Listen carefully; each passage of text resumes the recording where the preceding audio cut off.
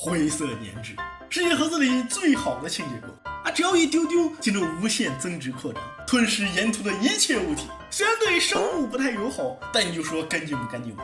而在这个世界，每过100年，灰色粘纸便会开始清洁。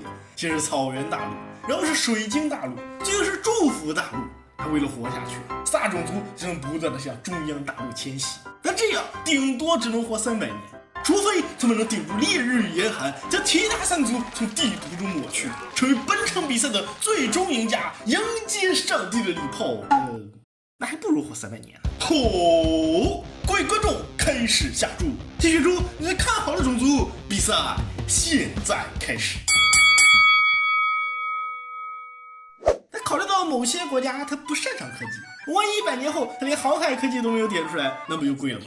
所以开局我又贴心的给他们准备了港口与航海科技，这样理论上来说他们开局就能开启大航海时代。但是对于那些发展缓慢的国家，这样好像也不是很公平。所以我又规定4族开局仍在这个小沙滩建立港口这样就能限制他们的港口数量，拖慢他们的殖民脚步。但好像并没有什么用仅仅过去13年，精灵就建立了第1座分城。玻璃沙滩稍微有点远，不能第一时间建立港口。但21年，精灵就搞定了第2座分城和世界上第1艘运输船丙子号。而此时，其他3族才刚刚开始。人类只有一个小港口，只能生产小渔船。那兽人倒是有大港口，但是运输船呢，依然在建造中。那矮人又是啥都没有，但这只是表象罢了仅仅10年之后，矮人不但拥有了自己的港口，还有了自己的运输船丙辰号。不过你这是抄精灵的吧？连名都没改但精灵毫不在意。39年，他们登陆水晶大陆，建立分城风郡。矮人紧随其后，40年在水晶大陆建立矿石。与此同时，人类也有了自己的运输船，也在44年在水晶大陆建立固郡。问题不大毕竟精灵还有青蓝之心，这点问题。好吧，问题有点大。时间转眼来到56年，希望纪元结束，烈日纪元降临。目前各国实力不重要主要还是看水晶之地有多少分城嘛。目前精灵有3座，人类有2座，兽人与矮人各1座。那现在如果想增加分城的话，那就只有抢了。60年，战斗开始，精灵宣战矮人，人类宣战兽人。整体上来说，应该算是南北对战。从人口上来看，精灵有着绝对的优势，但矮人不讲武德竟然在精灵国内肆意纵火，上演了一出火烧连营。但现在可是烈日纪元，这烧起来那可不得了，精灵军队顾得进攻矮人了，赶紧回家救火。而水晶之地的战争也不太顺利，但毕竟水晶生物跟矮人穿一条裤子，精灵在这里属于客场作战，那战斗力小的不是一点半点。反观矮人在水晶之地如鱼得水，情况对精灵来说不太妙。那人类这边其实也没有什么野心，不过就是想把兽人赶出水晶之地罢了。但兽人明显不太同意，直接派了一支军队过去，让人类滚蛋。人类的计划失败了，不过还好，至少双方都比较克制，都没有派兵进攻对方本土。我人类本土怎么成这样了？好嘛！兽人没做的事儿，全被这个叫做鬼害的邪恶法师给做了。他仅靠自己一个人，就成功让人类帝国燃起熊熊大火据我估计，人类南边这点领土算是没救了。但还好毕竟还有水晶分城嘛，那里不会着火，但会被兽人和南瓜入侵。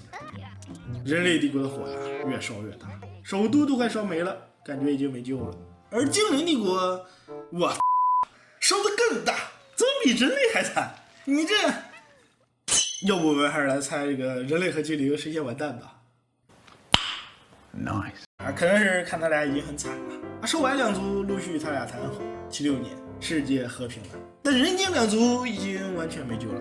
好在人类急中生智，派人占据了整个地图最安全的地方——中央祝福岛，建立了纪庄，这也算是有个退路。但精灵就没那么好运了。80年，精灵毁于火焰之手。相比较起来，人类至少还有60几个人，并且海外还有分城。我操，我分城呢！溜了。虽然凶手跑得快，但我们还是拍到了他的背影。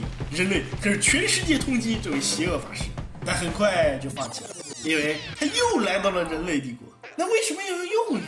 因为他就是最开始的那个以一己之力开启人类帝国毁灭倒计时的鬼害法师。哎呀，多大仇啊这是！那现在啊，整个人类帝国都快被他给团灭了。那希望大家能够充分认识到火灾的危害啊，预防火灾，人人有责。这位法师突然想不开，一个闪身来到了兽人帝国，随即便遭到了兽人们的热烈欢迎。真是天堂有路你走，地狱无门你自来投。最后，这位传奇法师不出意外的话，世上还是好兽人多啊。但是兽人的劫难并没有结束啊。矮人帝国宣战兽人。目前从人口上来看，矮人有着绝对的优势，但别忘了，精灵开始他也是这么想的。只见矮人派出大军登陆兽人帝国，本想故技重施，再来个火烧连营，没想到兽人竟然主动掏出火焰法阵。真正的莽夫不需要解释，几个火球术下去，矮人大军就不剩几个了。虽然国内大火烧得很厉害，但是随便吧，反正马上就公元100年了。人类怎么还没死？不是，人类怎么还活着？目前人类还剩1座城，人口不到100，并且大火一会儿就烧过来了。好在这时世界进入了冰封纪元，大雪封山，人类暂时得救了。目前他唯一的生路只能是移居中央大陆，但是水晶之地被兽矮2族瓜分了。别慌，还有中央的祝福之地，被神人占据了。那就让我们祝福人类再接再厉，未来可期。公元100年，灰色年之降临，大清节开始了。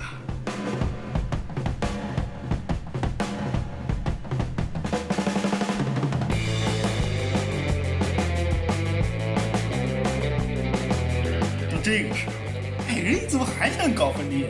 叛军头子戈恩巴姆，矮人皇族3皇子，那还好他爸没有赶上最后一班主角，不幸的戈恩巴姆成为了新的矮人，不然的话这情况还真不好办。此时从人口上来说，矮人优势巨大，并且矮人还有大量难民存活下来，他们游荡在兽人里，只等祖国一声令下，也立刻揭竿而起，为祖国献上生命。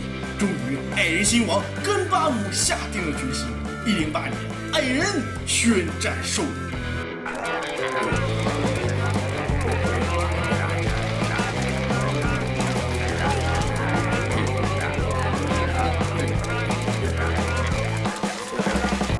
经过了67年的战斗之后，矮人终于消灭了兽人。是的，这么大的优势，矮人竟然断断续续打了67年，我也真是服气呀。但不管怎么说，让我们恭喜矮人获得了本场比赛的胜利，为矮人献上力炮。